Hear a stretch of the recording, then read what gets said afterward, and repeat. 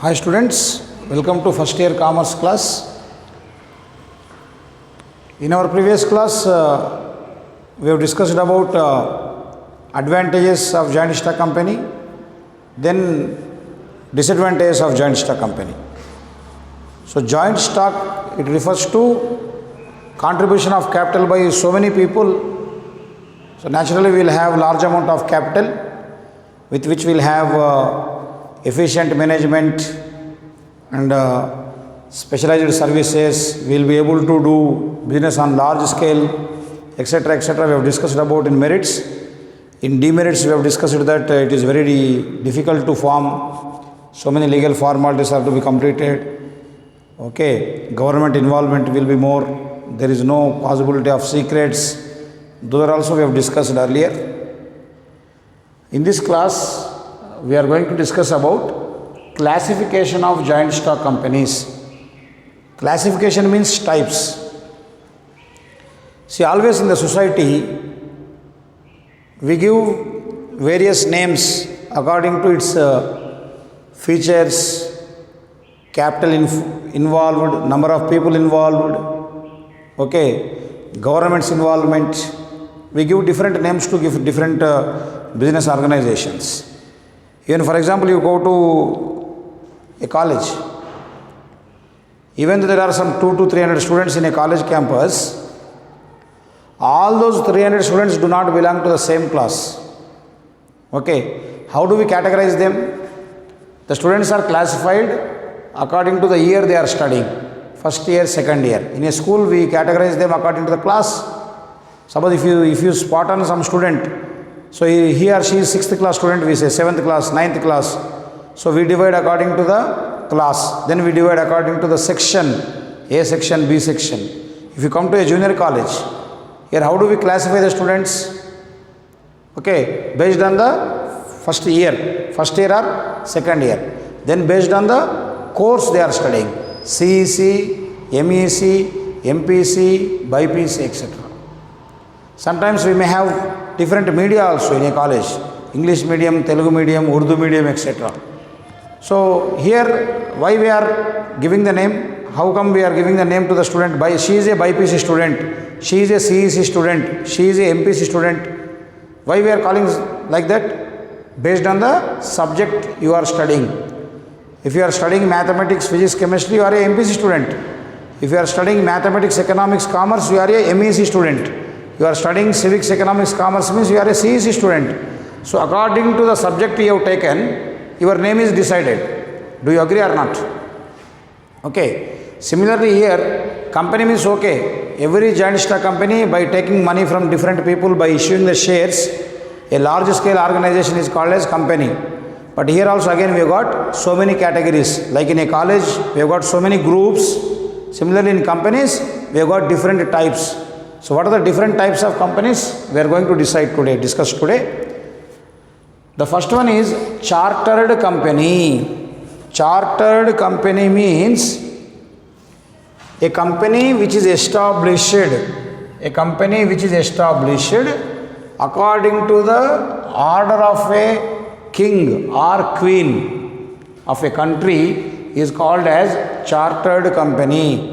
A chartered company is the company which came into existence or which is started by the order of a king or queen. Nowadays there are no kings and queens, but earlier they used to be. See, still in England we have got that monarchy system. For England we have got prince, princess. Okay, so they order. When a company is established according to the order of the king or queen, it is called as chartered company. Then East India Company, you may be remembering that name, which has come into India,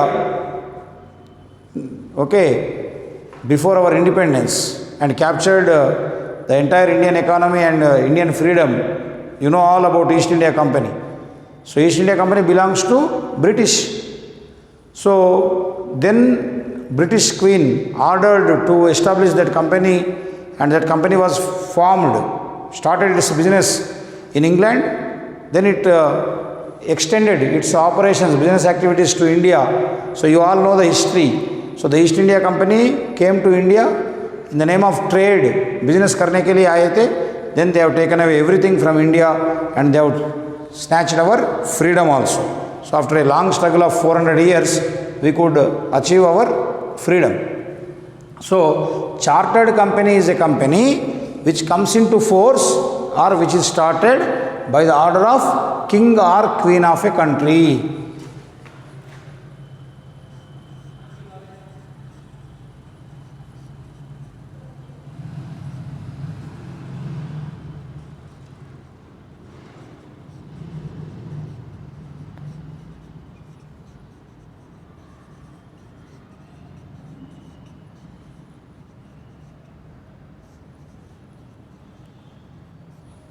Okay, the company which is started by the order of king or queen is called chartered company. Example you can give East India Company.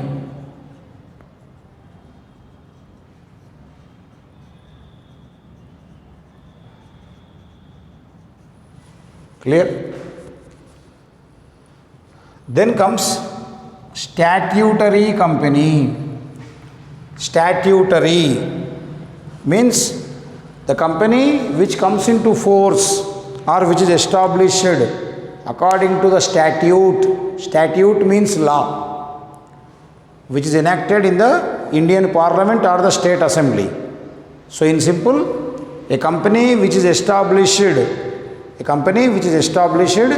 by a special act in the Indian Parliament or any State Assembly.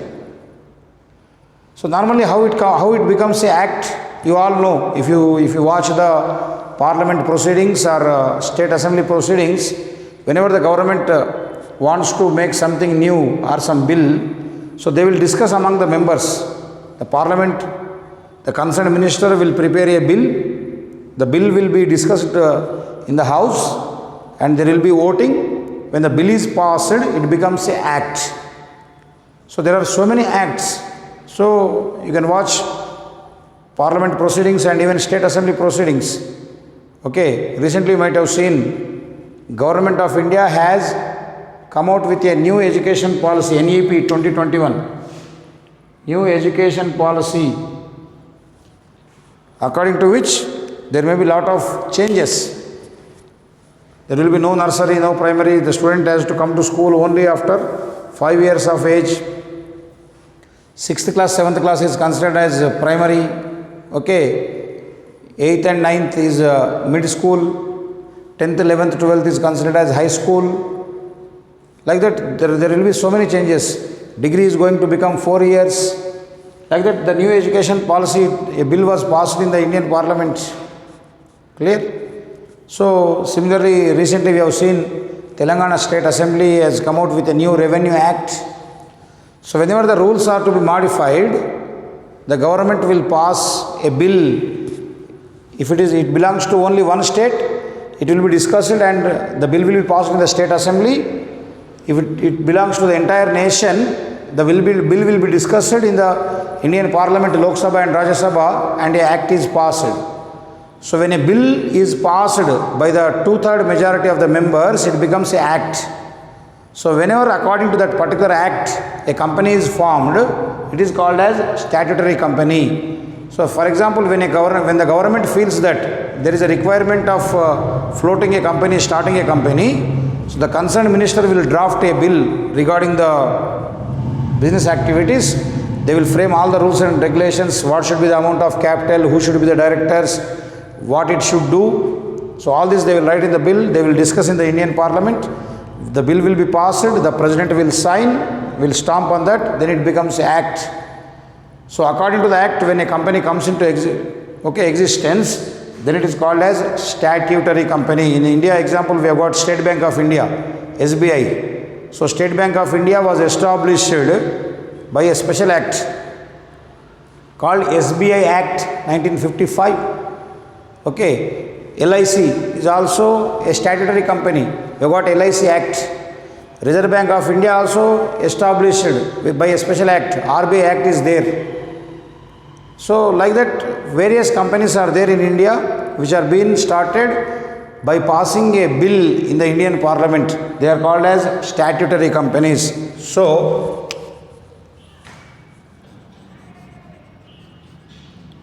which is formed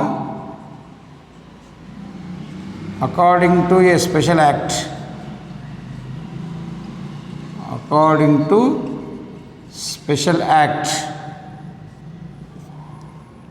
of Indian Parliament or State Assembly is called as statutory company.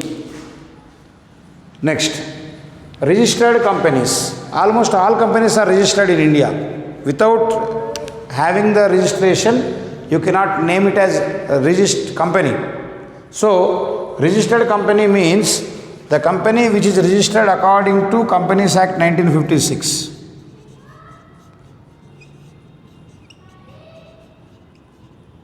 According to 1956 Companies Act, which is registered, is called as registered company. Very simple. If you don't register, you cannot name it as registered company at all. So in India, all companies are registered companies only. How you have to register? In 1956 Companies Act, there are certain rules and regulations. What are the various documents you have to submit? What are the formalities you have to follow? Everything is there. So once you follow those rules, you will be given the registration number. So then you will achieve the registration number. Accordingly, you can name your company. So registered companies are those companies which are registered according to 1956 Companies Act. Clear? Next, private company. Private company is a company in which minimum 2 members, maximum 50 members. Private company is a company in which minimum 2 members are there and maximum are 50 members. Okay, that company is called as private company. One more condition is private company cannot issue shares to common public for securing capital. Only public companies can issue shares. Okay, while discussing about joint stock company features, I told you, how do we get capital? We sell shares and we get money from people and that becomes our capital. But in case of private company, since the maximum limit is only 50 members, it cannot issue shares. So a private company is a company in which minimum are 2, maximum 50 are there. Next, one person company. This was not there earlier. This one person company came into existence by the special act, say Companies Act 2 amended 2013. This is the old act, 1956. In my previous class also I told you that Government of India has modified, has changed this one. It is called Amended Companies Act. Amended means changing, modifying. So this Companies Act was modified and again certain new rules are being framed. So that is called as 2013 Companies Act amended. So according to that act, there is a new company brought into the society, that is called one person company. Means there will be only one member. There will be only one official prime shareholder. Sometimes he may take other friends and his family members also into the company, but they are dummy members. They are not called as the official members. One person company means only one person is the official member and he contributes the entire capital. If he requires capital, he may take the help of his family members or his friends, but they are the unofficial dummy members. They are not the official members.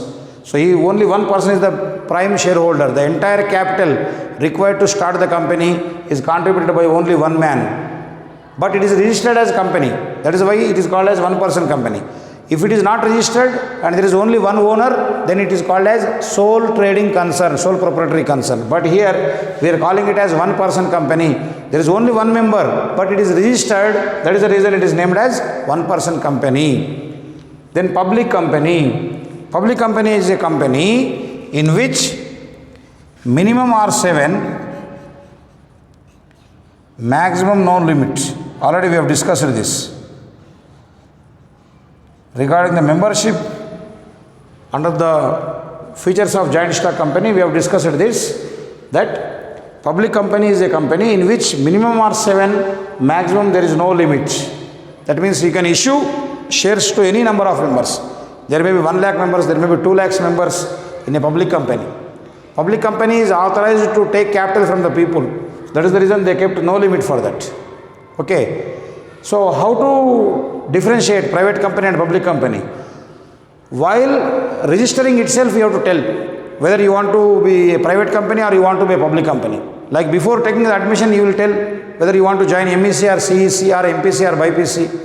Before taking the admission or while filling the application form itself, you will mention the group you want to study. Similarly, when we establish a company, when you want to start a joint stock company, you decide what type of company you want to. Whether you want to register it as a private company or one-person company or public company, it is your wish. According to your capital investment, according to your idea, your business activities, you will be planning. Okay, so public company is the company in which there are minimum 7 members, maximum no limit. Public company is authorized to issue shares. It can give the notification that we have started so and so company.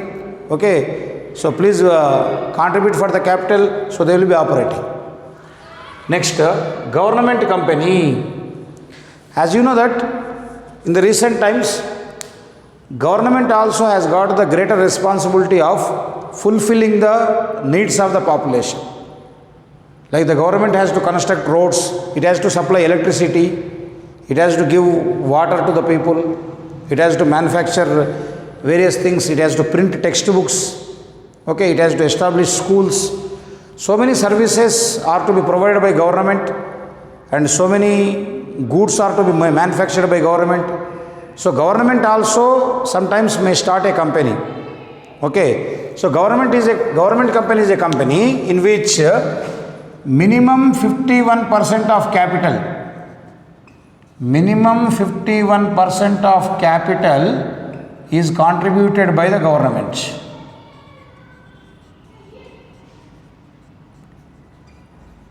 Remaining 49% may be by any private people. Suppose if a company requires 100 crores capital, so 51 crores will be invested by government, 49 crores may be from private people. 51 crores from government. Example I am telling. 51% means out of 100 crores, 51 crores should be from government, any state government or government of India or 2 state governments. Like you take NTPC, National Thermal Power Corporation, which generates electricity, okay, and will supply power to Andhra Pradesh, Telangana, Tamil Nadu, Kerala, Karnataka. So this is NTPC. It was established by Government of India with contribution from various state governments. So it supplies power to various southern states. Like this we have got various government companies in which government only will have 51% capital and the entire management, decision making will be by the government, not from the private people. Okay, you take Maruti Udyog Limited, where in which 51% of the capital is contributed by Government of India, 49% is from Suzuki of Japan. So Government of India and Japan Suzuki company have combined together and they have established a company called Maruti Udyog Limited. So like that, government company is a company in which minimum 51% of capital is contributed by any government, any state government or 2 state governments or 1 state government and 1 government of India, whatever it may be. So when the government contributes 51% capital and remaining 49% will be from the private sector. Then non-government company. Non-government company means a company which is not government company is called as non-government company. If it is 51% is contributed by government, it is called government company. The company which is not a government company is called as non-government company. That means government may have capital or may not have capital in that. Okay, the entire capital may be from private sector or less than 51% may be from government. Okay, then comes holding company. Holding means catching. Holding means catching. Holding company is a company which purchases more than 51% shares of other company to manage it. Very simple. Try to understand. Suppose here we have got Sri Medhavi Junior College. nearby some other college is there. Okay, so we are successfully managing, we are earning profits. The other college is not earning profits, they are struggling. They do not have money to pay salary to lecturers, they do not have proper benches, they are struggling to pay rent, etc. So those people will come and request us, sir, you please manage our college also. You invest some money, you take care of our expenses, let us share profits later. So what our company college will do is, we will take over that college. That means whatever the amount required for them, some amount of capital, more than 51% of capital, we invest in that and we manage that company. By investing more than 51%, the management comes to our hands. We will decide the timetable, we will appoint the lecturers, we will prepare the rules and regulations. That management will not have any authority now. We will have the authority. Because we are successful, we know how to manage, so we manage this college and that college also. So we are called as holding company. I hope you understood that. Say X company is there, okay, and Y company is there. When X company purchases more than 51% of shares, more than 51% of shares of Y company are purchased by X company. What do you mean by purchasing of more than 51% of shares? You invest more money. For example, Y company's capital is 500 crores. Okay. So this X company will give them 300 crores. X company will give them 300 crores. That means more than 50%. So it will buy the shares. Now Y company's management will be in the hands of X company. The directors are appointed by X company. X company will frame the rules and regulations and this will manage Y company. So later at the end of 1 or 2 years, when they earn profits, they will share according to this proportion of capital. So a successful company, a large company which purchases the shares of a small company is called as holding company. Then comes subsidiary company, a company which is sold off. So here X company is holding company, Y company is subsidiary company. A smaller company which is sold off its shares to other larger company is called as subsidiary company. Clear? So naturally holding company will be financially strong and having the successful management. Subsidiary company may be struggling, so they will sell off their shares. So when X company purchases more than 51% of shares of Y company, this X company is called as holding company. X company is called as holding company, Y company is called as subsidiary company. So some more types of companies are there that we discuss in the next class.